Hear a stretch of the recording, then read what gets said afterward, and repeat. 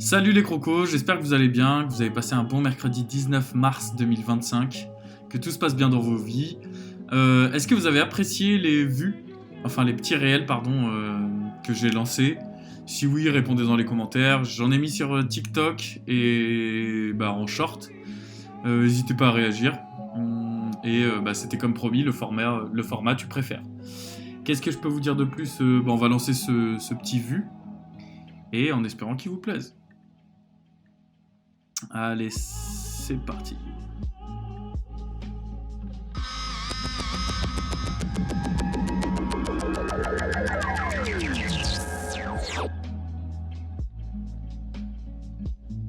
Les forces de l'ordre ont évacué ce matin la salle de spectacle de la Gaîté Lyrique à Paris, occupée depuis 3 mois par des jeunes migrants.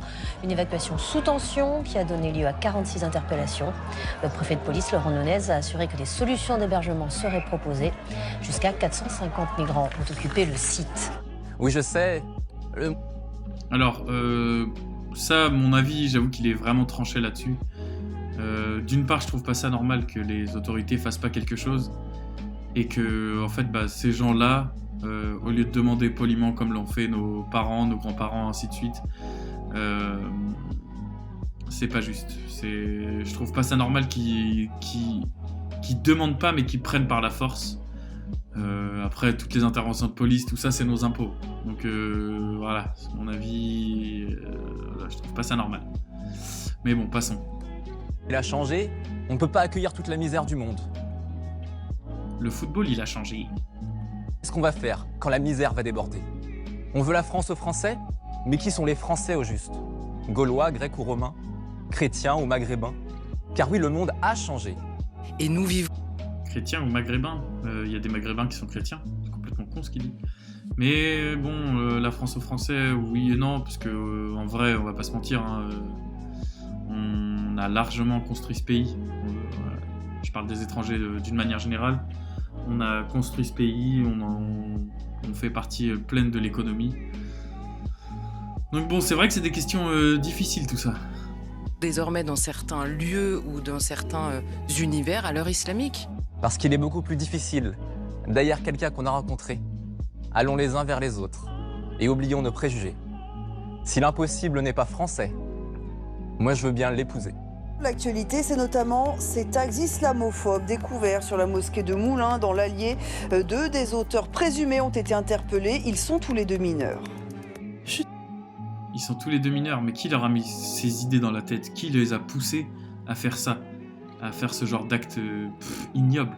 Et n'allez pas croire que je suis en train de me dire ouais parce que c'est une mosquée, je sais pas quoi. Ça aurait été sur une église, j'aurais dit la même chose. Ça aurait été sur une synagogue, j'aurais dit la même chose. Les lieux de culte, faut les laisser aux gens qui veulent y aller en fait, qui veulent les laisser sains. Mais bon. Malade,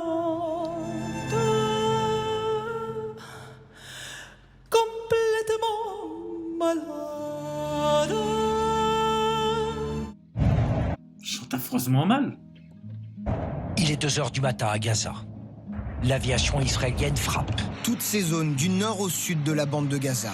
Plus de 400 morts. Des blessés par centaines selon le Hamas. Des femmes, des enfants, transportés en urgence dans les hôpitaux de la bande de Gaza. Que Dieu nous vienne en aide. L'avion des indications très claires.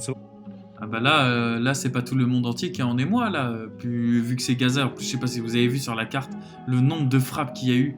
Mais c'est horrible, vraiment c'est une situation, c'est écœurant, tu vois, que personne ne réagisse, que personne ne fasse rien. Après, je dis ça, moi aussi je suis dans mon confort, assis derrière ma chaise, je fais mes vidéos tranquille, mais c'est horrible qu'il y ait autant de frappes sur... ils vont pas nous faire croire qu'il y avait que des terroristes sur toutes les zones qu'ils ont frappées, ou alors ils estiment que tous les Gazaouis sont des terroristes, mais là, on vit dans quel monde alors? C'est dégueulasse, vraiment c'est dégueulasse.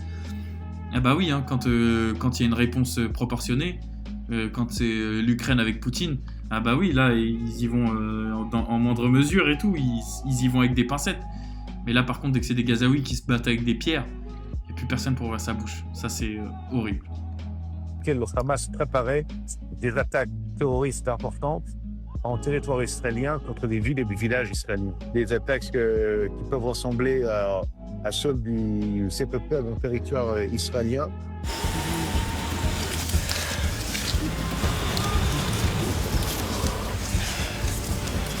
Bon, évidemment, étant donné que je regarde plus la télé, Koh-Lanta, parce que là je reconnais le truc, Koh-Lanta, la revanche des 4 terres, franchement, j'ai absolument rien suivi, je sais pas de quoi il s'agit, mais là je vois Est, donc ça veut dire que ça doit être Nord, Sud, Est, Ouest.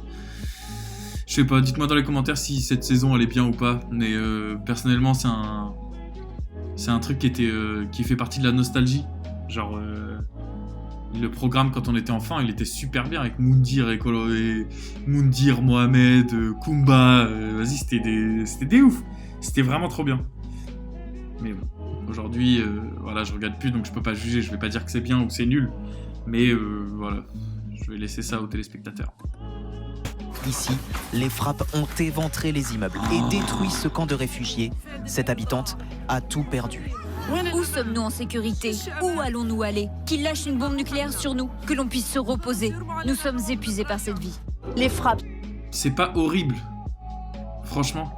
C'est pas horrible qu'une dame qui pourrait être la mère de n'importe lequel d'entre nous, c'est pas horrible qu'elle en arrive à dire bah, tuez-nous tous une fois pour toutes, arrêtez de nous laisser souffrir comme ça dans des conditions atroces.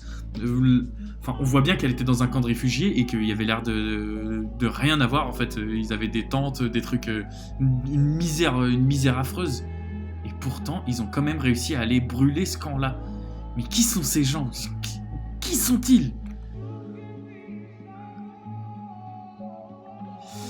Bref, reprenons. Gaza ne sont que le début, prévient Netanyahou. Israël promet de poursuivre ses bombardements jusqu'à la libération de tous les otages.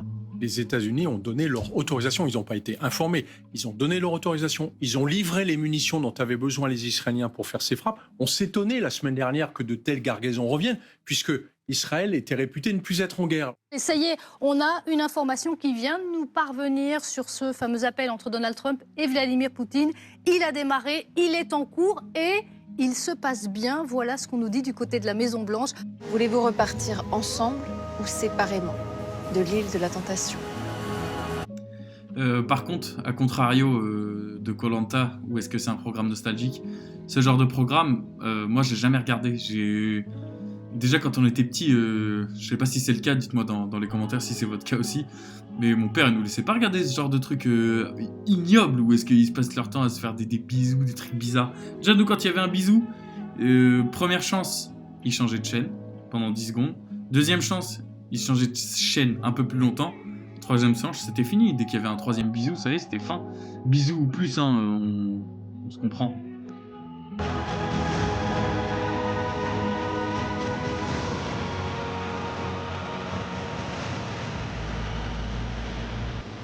Donald Trump et Vladimir Poutine s'entendent sur un accord de cessez-le-feu en Ukraine, mais un accord partiel. Seules les infrastructures énergétiques seraient épargnées. Purée, mais qui peut prendre le lead? S'il vous plaît, dites-moi qui peut prendre le lead sur cette guerre qu'il y a, surtout en Israël-Palestine. Qui peut prendre le lead pour justement imposer ce genre de situation où est-ce que... Bah c'est simple, on fait comment? On se pose et on en parle, mais c'est pas possible de rester dans cette situation. Combien de gens sont morts depuis le début de cette guerre? Par les frappes pendant un mois. L'ennemi juré est devenu le nouveau copain de... Vous vous souvenez ce que je vous disais? L'ennemi juré, hein. Alors que pourtant, ça n'a jamais été l'ennemi juré. Mais non, eux, ils veulent nous le dépeindre comme ça. La Russie, c'est l'ennemi juré. Attention à eux. De Donald Trump. Et surtout, Vladimir Poutine a posé des exigences bien précises que le Kremlin a répétées dans un communiqué. La cessation complète de l'aide militaire étrangère et de la fourniture de renseignements à Kiev doit être une condition essentielle pour éviter l'escalade. Voilà. S'il fallait résumer l'état d'esprit des Ukrainiens ce soir, on pourrait utiliser le mot colère. Ça me saoule de dire ça, mais j'ai pas mon Amir entre mes mains, quoi. Là, ça va jouer en collectif. Je vous cache pas que j'ai la frousse. Les Iraniens se battent de tout leur être. Tout le temps. C'est marche ou crève. Tu peux choisir d'être une victime ou une rebelle. C'est aussi simple que ça. L'ensemble du système étatique et des médias publics s'est effondré. La corruption est partout. Il est infiltré par des personnes qui sont au pouvoir en Serbie. Le président Vučić s'exprime plusieurs fois par jour sur la télévision d'État et met en garde contre les débordements de violence dans ces manifestations toujours pacifiques jusqu'ici. Ils vont consacrer 5 minutes d'antenne aux manifestations étudiantes et 11 à une allocution du président. Dans nos médias publics, les décisions ne se prennent pas en fonction de la valeur informatique. Quelqu'un lui dit « T'inquiète pas, cocotte. Chez nous, c'est exactement pareil. Les trucs importants, on en parle 2 minutes. Par contre, les trucs qui puent la merde, on les rabâche à longueur de journée. » Ou de la pertinence pour le public, mais en fonction des déclarations du président. Vučić est toujours en première place et il a toujours raison. Les étudiants partent à pied de toutes les régions pour expliquer leurs objectifs dans les villes et villages, ce qu'ils ne peuvent pas faire via la télévision publique.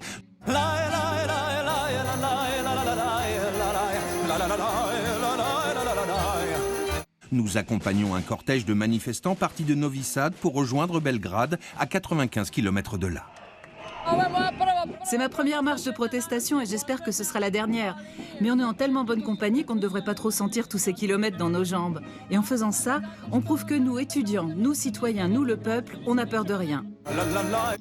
Le pire, c'est qu'ils se battent pour leurs droits et que si tu mettais ça en France, bah, tu verrais toute l'extrême droite... ou même, j'ai pas besoin de les nommer, mais tout un tas de gens dire « Regardez-moi ces bobos gauchos, ils ont même pas encore commencé à bosser, nanani ». Bah non, en fait, ils sont juste un petit peu plus conscients, ils essayent de préparer leur avenir. Mais non, là, ils vont te dire « Ouais, regardez, ils sont woke, ils sont ci, ils sont ça ». Mais laissez-les, c'est des jeunes, ils essayent de préparer leur avenir. Ces jeunes gens, nos étudiants, nous ont amenés à penser différemment. Surtout nous, les plus âgés, car pendant longtemps, nous, les anciens, nous n'avions pas d'autres sources d'information que la télévision publique.